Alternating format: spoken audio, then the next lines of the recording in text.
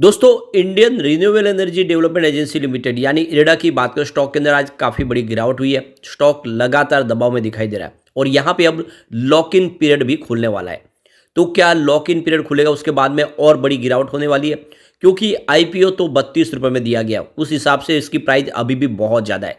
तो क्या यहाँ पे बड़ी गिरावट होने वाली है या फिर आने वाले समय में इस स्टॉक के अंदर एक शानदार तेजी की संभावना बनेगी? तो मार्केट एक्सपर्ट की क्या राय है इरेडा को लेकर, उसको समझने की कोशिश करेंगे। अलग अलग ब्रोकेज हाउस ने अपने हिसाब से अंदाजे बताए हैं और कब लॉक इन पीरियड खुलने वाला है और क्या उसके पहले ये एक तरह से एंट्री का अच्छा मौका है या फिर यहाँ से बिकवाली करके निकल जाए। क्योंकि जिसको आईपीओ में शेयर लगे होंगे उसको तो अभी भी बहुत बड़ा और मल्टी बैग रिटर्न मिल रहा है, जिसने अगर नहीं बेचे होंगे। वैसे स्टॉक तो 200 को पार करके आया, लेकिन अब देख सकते हो उस लेवल से काफ़ी करेक्ट भी हो चुका है। क्या एक बड़ी तेज़ी फिर आएगी? इन सारी बातों को समझने की कोशिश करेंगे इस वीडियो के माध्यम से। लेकिन फ्रेंड, उससे पहले अगर आप पहली बार हमारे चैनल पे आए तो चैनल को सब्सक्राइब कर दीजिए, एक बेल आइकॉन दबा दीजिए ताकि जब भी नया वीडियो बने पहला नोटिफिकेशन आपको मिले। वीडियो पसंद आए तो लाइक से जरूर कीजिए। चलो फ्रेंड्स, वीडियो स्टार्ट करते हैं। मैं हूँ आपका दोस्त एसपी दवे और हमारे अपने चैनल ऑनलाइन कमाई में आपका बहुत बहुत स्वागत है। सबसे पहले अगर हम बाजार की बात करें तो आज बीएसई सेंसेक्स में भी काफ़ी बड़ी गिरावट देखने को मिली है। आज बीएसई सेंसेक्स 73,677 के स्तर पे क्लोजिंग दी है। 195 पॉइंट यानी लगभग 200 पॉइंट की गिरावट थी। 0.26% गिरा बीएसई सेंसेक्स। आज शुरुआत ही नरमी के साथ हुई, करीब 100 पॉइंट की गिरावट के साथ शुरुआत हुई और इंट्राडे में लगभग 400 पॉइंट की बड़ी गिरावट भी हुई, लेकिन उस लेवल से लगभग आधा रिकवर भी हुआ है। ये भी बड़ी बात है। अब इरेडा की बात करें, स्टॉक की शुरुआत निगेटिव हुई 151 पर। कल की क्लोजिंग 153 के आसपास थी इंट्राडे में, लेकिन 154 का हाई बना है। यानी कुछ समय के लिए स्टॉक आपको ग्रीन जोन में जाता हुआ दिखाई देगा। लेकिन जैसे कि बाजार में दबाव का माहौल था और स्टॉक में अभी भी लोग ज़्यादा डरे हुए हैं, तो जैसे ही बिकवाली शुरू हुई इसने 146 का लो बना दिया। स्टॉक काफ़ी नीचे आया और क्लोजिंग 147 के आसपास रही, जहाँ पे 3.40% की गिरावट देखने को मिली। तो दबाव में स्टॉक दिखाई दे रहा है और वॉल्यूम थोड़ा सा आपको बढ़ता हुआ दिखाई देगा। पिछले एक महीने पहले इसका 4 करोड़ का वॉल्यूम था, 2 करोड़ की डिलीवरी उठाई गई थी। 1 वीक पहले 6 करोड़ का वॉल्यूम हुआ था, 2 करोड़ की डिलीवरी उठाई गई थी। और आप देख सकते हो कि कल 2 करोड़ का वॉल्यूम हुआ था, 1 करोड़ की डिलीवरी उठाई गई थी और आज 3 करोड़ का वॉल्यूम हुआ है। अभी आप इसकी परफॉर्मेंस देखें तो 28 फरवरी को स्टॉक 149 के आसपास था, जहाँ पे 3.6% की बड़ी गिरावट हुई। 29 फरवरी को स्टॉक 150 के आसपास आ गया, जहाँ पे 0.5% की तेजी बनी। 1 मार्च की बात करें तो 157 के आसपास स्टॉक आ गया, जहाँ पे 5% का अपर सर्किट लगा। फिर 2 मार्च की बात करें तो क्लोजिंग 160 के आसपास रही, जहाँ पे 2.3% की फिर से तेजी बनी। और 4 मार्च को अगर देखें तो स्टॉक आ गया 152 के आसपास, जहाँ पे 5% का लोअर सर्किट लगा।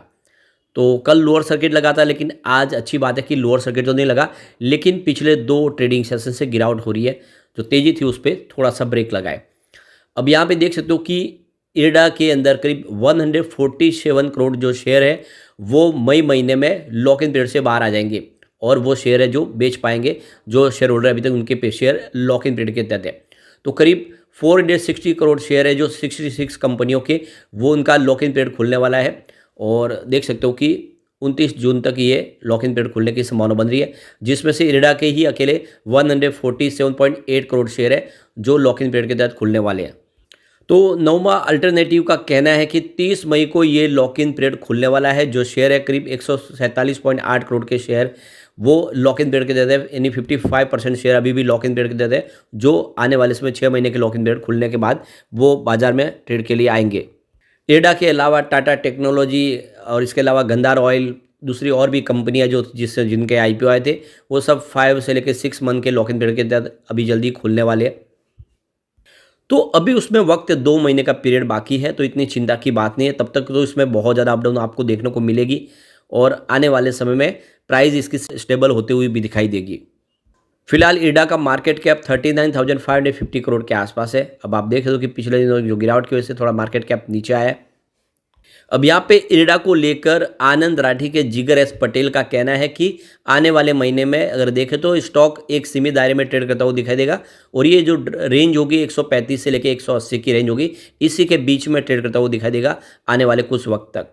सपोर्ट इसका 140 का है और जो इसका रेजिस्टेंस है 160 का है। 160 का रेजिस्टेंस पार करने के बाद 175 का टारगेट देखने को मिल सकता है।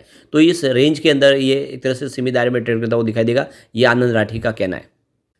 एंजल वन के राजेश भोसले का कहना है कि स्टॉक में इस समय मंदी का वातावरण बना हुआ है और अगला जो इसका एक मजबूत सपोर्ट दिखाई दे रहा है वो 130 के आसपास है। और आप देख सकते हो कि ये आने वाले समय सपोर्ट जब तक बना है तब तक ऊपर की संभावना बनेगी और आने वाले समय ये 165 से 175 के आसपास फिर से जा सकता है। तो कुल मिला के 130 के सपोर्ट के साथ इसमें आप निवेश कर सकते हैं। ये सपोर्ट टूटा तो गिरावट की संभावना बड़ी बन जाएगी। अब यहाँ पे जो सबसे बड़ी बात है कि इरडा अपने बिजनेस को तेज़ी से आगे बढ़ाने के लिए लगातार बहुत सारे फैसले ले रहे। यहाँ पे गिफ्ट सिटी गांधीनगर में ये अलग से अपनी सब्सिडीज कंपनी बना रहे। इसके अलावा कंपनी आने वाले समय अपने सोलर प्रोजेक्ट को पूरा करने के लिए भी नई कंपनी का गठन करने की तैयारी शुरू कर चुकी है। सरकार से इसकी मंजूरी मांगी है, यानी बिजनेस बढ़ेगा। इसके अलावा अलग अलग बैंकों के साथ में एमओयू साइन करे ताकि ज़्यादा से ज़्यादा ग्रीन एनर्जी सेक्टर को फाइनेंस प्रोवाइड कर पाए। और इसके लिए रिसेंटली उन्होंने पंजाब नेशनल बैंक के साथ में एमओयू साइन कर लिया है, जिसके माध्यम से वो आने वाले समय में ग्रीन एनर्जी सेक्टर की कंपनियों को फंड प्रोवाइड कर पाएंगे। इसके अलावा ऐसा ही एमओयू उन्होंने बैंक ऑफ बड़ौदा के साथ साइन कर लिया है। इसके अलावा bank of India, union bank of India, bank of Maharashtra और इंडियन ओवरसीज बैंक, सभी बैंकों के साथ में एमओयू साइन हो चुका है।